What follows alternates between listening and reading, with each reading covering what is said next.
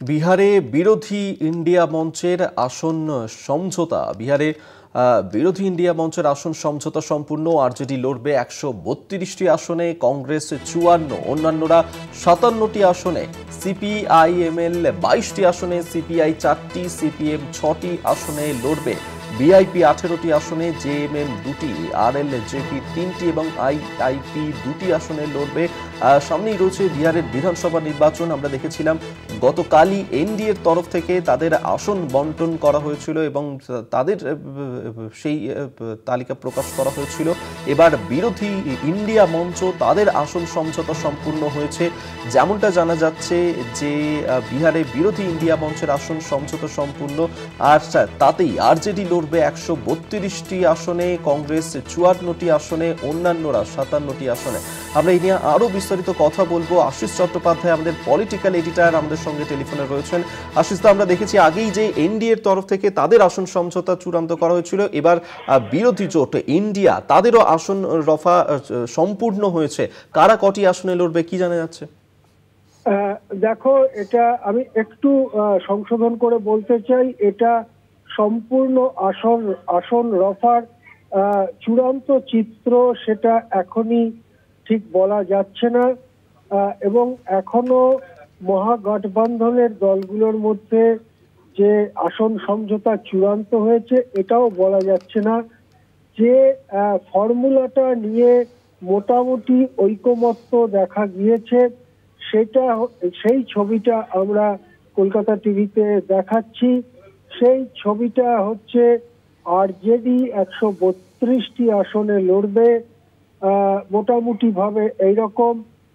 কংগ্রেস ৫৪-৫৫টি আসনে লড়তে পারে। বিকাশশীল ইনসান পার্টি বা ভিআইপি তারা ১৮টি আসনে লড়বে, এইরকম মোটামুটি সমঝোতা হয়েছে। সিপিআইএমএল লিবারেশন তারা ২২টি আসনে, সিপিআই ৪টে আসনে, সিপিআইএম ৬টি আসনে, অর্থাৎ বাম দলগুলো মোট ৩২ আসনে লড়বে।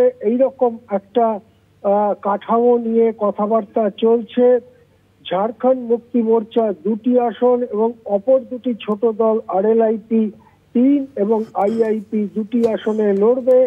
এইভাবে ২৪৩টা আসনের বন্টনের একটা ফর্মুলা, একটা সমঝোতা সূত্র নিয়ে আলোচনা চলছে। দিল্লিতে আজকে আলোচনা হবে, কালকে পাটনাতে, মঙ্গলবার কালকে পাটনাতে ঘোষণা হবে যে শেষ পর্যন্ত ছবিটা কি দাঁড়ালো। এদিকে প্রথম দফার মনোনয়নপত্র জমা দেওয়ার পর্ব চলছে। এই পর্ব ১০ তারিখে শুরু হয়েছে, ১৭ তারিখে প্রথম দফার মনোনয়নপত্র জমা দেবার শেষ তারিখ। আজকে ১৩ তারিখ। যদি ১৪ তারিখে বিরোধী জোট তারা ঘোষণা করে দেন যে কোন আসনে কোন দল লড়বে, তারপরে মনোনয়নপত্র তৈরি করা এবং তা জমা দেওয়ার প্রক্রিয়া করতে হবে। সেটা অবশ্য এইরকম দলগুলোর যে অভিজ্ঞ নেতারা আছেন তারা একদিনেই সেটা করতে পারবেন। তবে ২-৪টে আসনে জটিলতা থেকে যেতে পারে, কিন্তু এখনো পর্যন্ত যে খবর আসছে তাতে বড় কোনো সমস্যা নেই। বিরোধী জোট মহাগঠবন্ধনের বড় কোনো সমস্যা নেই। এবং যেটা মূল সমস্যা বলে মনে করা হচ্ছিল কংগ্রেসের চাহিদা, সেইটা মোটামুটি ভাবে ঠিক হয়ে গিয়েছে বলেই মনে করা হচ্ছে। কংগ্রেস ৫৪, ৫৫, ৫৬ এই ধরনের সংখ্যায় লড়বে, আসনে লড়বে। এবং আরজেডিও ১৩০, ৩২, ৩৩ বা ৩৪ এইরকম আসনে লড়তে পারে। বাম দলগুলো মোটামুটি ৩২টি আসনে রাজি হয়ে যাবে বলে মনে করা হচ্ছে, যদিও তাদের দাবি ছিল আরেকটু বেশি।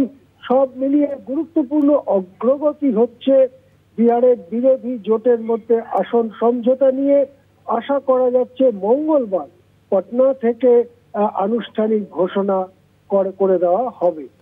একেবারেই অবশ্যই আমাদের সেই আনুষ্ঠানিক ঘোষণার দিকেও নজর থাকবে। আপাতত ধন্যবাদ জানাবো আপনাকে। এতক্ষণ আমাদের সঙ্গে টেলিফোনে ছিলেন আমাদের পলিটিক্যাল এডিটর আশিস চট্টোপাধ্যায়। অর্থাৎ যেমনটা এখনো পর্যন্ত মনে করা হচ্ছে যে ইন্ডিয়া মঞ্চের এই যে আসন সমঝোতা তা নিয়ে এখনো পর্যন্ত সমস্ত কিছু ঠিকই রয়েছে এবং সেক্ষেত্রে এই যে আসন বন্টন তা নিয়ে এখনো পর্যন্ত কোনো সমস্যা তৈরি হয়নি ইন্ডিয়া মঞ্চের ভিতরে।